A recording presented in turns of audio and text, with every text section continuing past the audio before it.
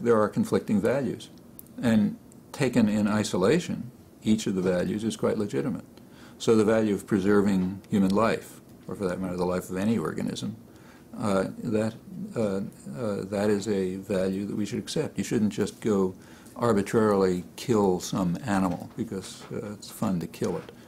That's a reasonable value. On the other hand, most people will agree to swat a mosquito. Okay, well, the idea that life should be valued has come into conflict with another value, and we know what that one is. And that's commonly the case. The values that we hold are not absolute.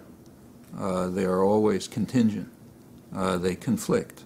And life is made up of decisions in complicated situations in cases of conflicting values. If you listen to just one in isolation, yeah, it may sound legitimate and maybe is, but you have to ask what it means under particular conditions. So choice is legitimate, preserving life is legitimate, and sometimes they run into conflict.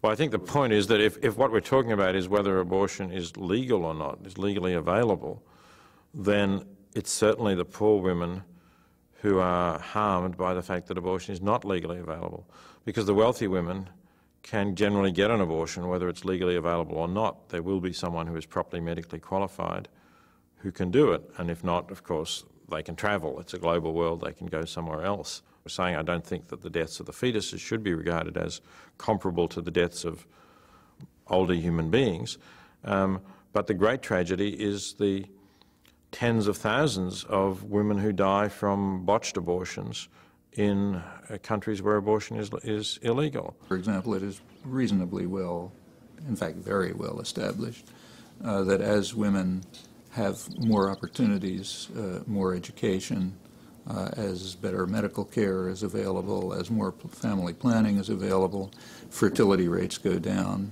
abortion goes down, children are better cared for, and women are healthier. Those things are known. And those are all things that are easily under social control and that should not be controversial.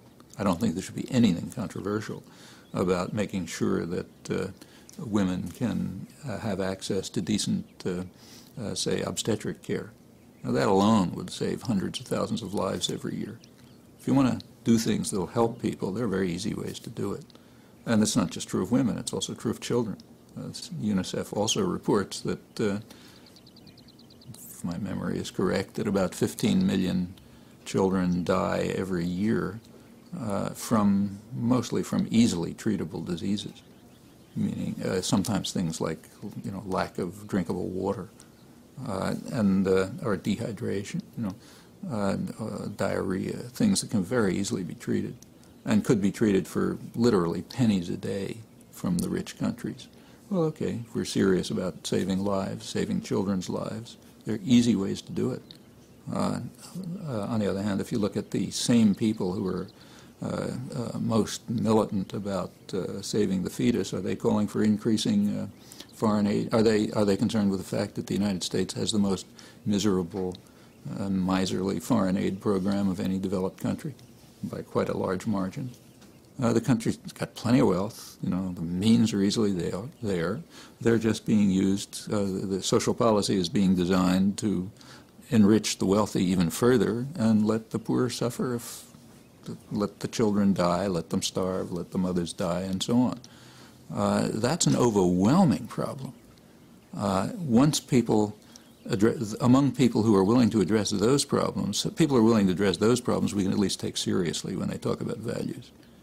When you can take people seriously when they talk about values, you can listen to what they say about other things like abortion, which is a hard question. But I don't think we should be interested in discussing it with people whose values are such that they don't care about the massive problem of killing and harming women and children that they could easily deal with and are doing nothing about.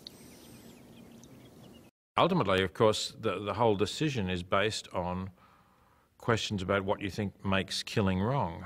And I think that's one reason why the philosophical discussion with the general public has not got very far, because people haven't really confronted that issue. They've tried to say, well, the fetus is a human being or the fetus is not a human being, just accepting the premise that killing innocent human beings is always wrong. I think if they'd gone a little bit further and said, well, yes, I mean, in one sense the fetus obviously is a human being, it's a member of the species Homo sapien, and it's alive, but what are the characteristics that make it particularly wrong to kill a human being? Why do we think that killing a human being is normally wrong? And I think if you start asking those questions, you get to see that it's not just being a member of the species Homo sapiens that makes killing wrong. It's rather the fact that, us, you and me, and anyone else listening here, is a being that has got certain capacities, can think, can want to go on living, is aware of the fact that he or she is living and wants to go on living, and all of those things contribute to why we think that for someone, say, just randomly to shoot people in the street is a terrible thing. But none of that applies to the fetus. The fetus is, well, when most abortions are performed, the fetus is not even conscious, and it's certainly never a being who can think, I want to go on living. The Bible, like any complex historical text, presents a God who can be called upon to justify mass genocide and who can be called upon to justify mercy to widows and orphans. Same God, depends what parts of the texts you want to interpret.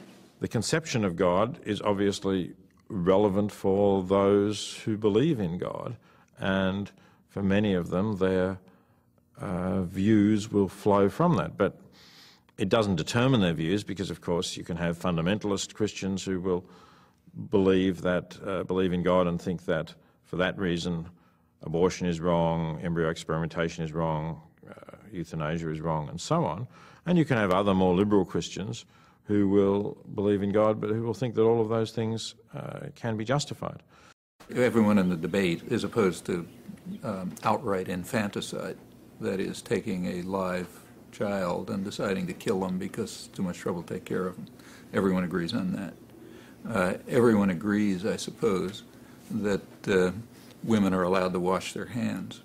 Although I guess you could make a case if you went over to the biology department that when a woman washes her hands, lots of cells flake off, and some future technology might be able to use the information in those cells to construct a potential child. So somewhere between, say, washing your hands and killing your 3-year-old, somewhere between that, there are decisions to be made about how we're going to balance what we call life, which in fact is there in the cells on your hand, how we're going to balance what we call life against lots of other problems. And those decisions are not simple. People who say, well, I know it's at this number of days, they can't be taken seriously. What we're talking about, ambiguous issues of a complicated kind, where you have to balance conflicting interests and concerns, as is generally the case in human life. You're not going to get the answers from holy texts. You're not going to get the answers from biologists. These are matters of human concern that have to be discussed seriously, reasonably, with attention to the array of differing values often that people have, and different decisions they may come to under similar circumstances.